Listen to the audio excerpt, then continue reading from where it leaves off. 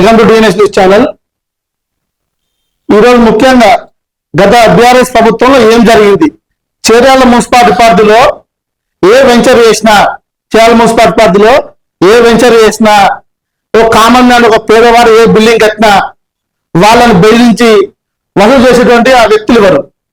చేర్యాలలో MLA ముత్తులేమో పెద్ద చెరువు మత్తడి ప్రాంతానికి కబ్జా చేసిండు, సుమారు ఒక 2 ఎకరాల జాగా కబ్జా చేసిండు, దాని చుట్టూ ప్రహార గోడ కట్టిండు. దాన్ని వ్యతిరేకించినటువంటి ఆల్ పార్టీస్ అందరూ స్వచ్ఛందంగా అక్కడికి పోయి అందరూ స్వచ్ఛందంగా గోడ పోతే సార్ ఏం చేసిందంటే ఆయన పదొక్కరి మీద కేసు పెట్టిండు.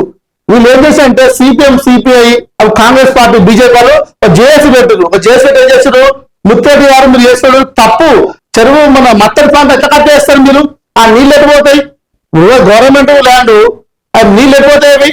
ఎటుపోతే కబ్జా చేసిన చుట్టూ ప్రహార కూడా కడతారు, పరిస్థితి ఎటుపోతే నీళ్ళు అవి అది చేయడం మీరు చేసేది తప్పంటే దానికి తోడు ఆయనకు వచ్చేటువంటి అందరూ జేఏసీ లేకపోతే కేసు పెట్టించు, అట్లా కేసు పెట్టించు.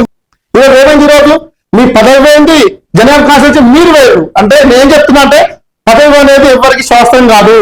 మీరు ప్రజా జీవితంలో ఉన్నారు, మీరు గుర్తుంచుకోవాలి. మీరు ప్రజా జీవితంలో ఉన్నారు కాబట్టి మీరు ప్రజలకు ఏది మంచి జరుగుతుందో ఆ పనులు చేయాలి. మీరు ప్రజలు ఏది కోరుకుంటారో ఆ పని చేయాలి. మీరు మీరు చేస్తే పనికి ఏది చెప్పి మీరు మెచ్చుకునే మిమ్మల్ని ఇది పోని ఇది ఇష్టపెట్టు ఈయన వెళ్ళకుండా చేర్యాల్లో ఒక కౌన్సిలర్ ఏం చేసిందంటే ఎవరు ఇల్లు కట్టినా, ఏ కామన్ మ్యాన్ ఎవరు ఇల్లు కట్టినా కూడా నువ్వు కనీసం 20,000 నుంచి 50 రూపాయలు వసూలు చేయలేదా? ఆ కౌన్సిలర్ పేరు నేను చెప్తా, నెక్స్ట్ ఎపిసోడ్ లో ఆ కౌన్సిలర్ పేరు చెప్తా. చేర్యాలో ఏ వెంచర్ చేసినా 2 లక్షల రూపాయలు తీసుకోవడానికి కౌన్సిలర్ ఖబర్దార్ ఒకటే చెప్తున్నా. మీరు చేర్యాల్లో ఇంత గతంలో చేసిన వెంచర్లను కూడా డేటా తీసుకొని పిలిపించి వాళ్ళని బేచి 2 లక్షలు తీసుకున్నారు. మీరు బాజాప్తుగా బీఆర్ఎస్ పార్టీ నాయకుడు, ఒక మండల నాయకుడు, ఆయన వెంచర్ చేస్తే 2 లక్షల రూపాయలు తీసుకోలేదా? ఈ ఎలక్షన్లలో చేర్యాల నుంచి బీఆర్ఎస్ పార్టీ ఒక కౌన్సిలర్ కూడా గెలవకుండా చేయడంలో మా డిఎన్ఎస్ న్యూస్ ఛానల్ పాత్ర చాలా ఉందని చెప్తున్నాను. మేము అన్యాయం గురించి ప్రజలకు ఏ ఒక్క చేర్యాల ప్రాంతంలో మన జనగామ కాన్ఫరెన్స్ లో ఏ ఒక్క రైతుకు అన్యాయం జరిగినా, ఏ ఒక్క కామన్ మ్యాన్కి అన్యాయం జరిగినా కూడా వాళ్ళ సమస్యకు మేము ముందు పోరాటం చేస్తాం. వాళ్ళ సమస్య పరిష్కారం అయినంత వరకు కూడా వాళ్ళ వెన్నుతన్నుగా మేముంటాం. మేము మీ దాదాగిరిలకు, మీ గుండాగిరిలకు మేము భయపడమని నేను చెప్తున్నా. ఎవరు చెప్తున్నా? ఎందుకు ఇవ్వాలి? వెంచర్ చేస్తే 2 లక్షలు నీకు జాగ నీగా? అని నువ్వు జాబ్ చేస్తున్నావా?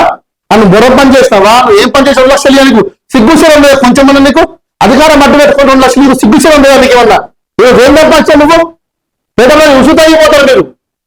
మీరు చేర్యాలలో కొన్ని 100 మంది వీడియోస్ దగ్గర ఉన్నాయి. నేను 100 మంది దగ్గర వీడియోలు సేకరించిన. ఎవరు బెదిరించి నువ్వు ఎన్ని డబ్బులు తీసుకున్నావు? అక్కడ మీరు డబ్బులు వేసుకుంటే ఇల్లు కడితే మీరు తట్టపాలు గుంజుకోలేదా? మీరు మున్సిపల్ సిబ్బంది పంపించి మీరు తట్టపాలు గుంజుకోలేదా? మీరు నా దగ్గర కొన్ని 100 సాక్ష్యాలు ఉన్నాయి. ఖబర్దార్లు ఒకటే చెప్తున్నా, ఈ వీడియో విషయంలో మీరు ఇక్కడ నుంచి అయినా ఇటువంటి తప్పు మళ్ళా రిపీట్ అయినా కూడా చెప్తున్నా. చేర్యాల ప్రజలతో మీ బట్టలు చింపి మిమ్మల్ని తన్నేసేంత వరకు కూడా ఈ డిఎన్ఎస్ న్యూస్ ఛానల్ ద్వారా మేము అస్సలు పోరాటం చేస్తూ ఉంటామని చెప్తా ఉన్నాను నేను.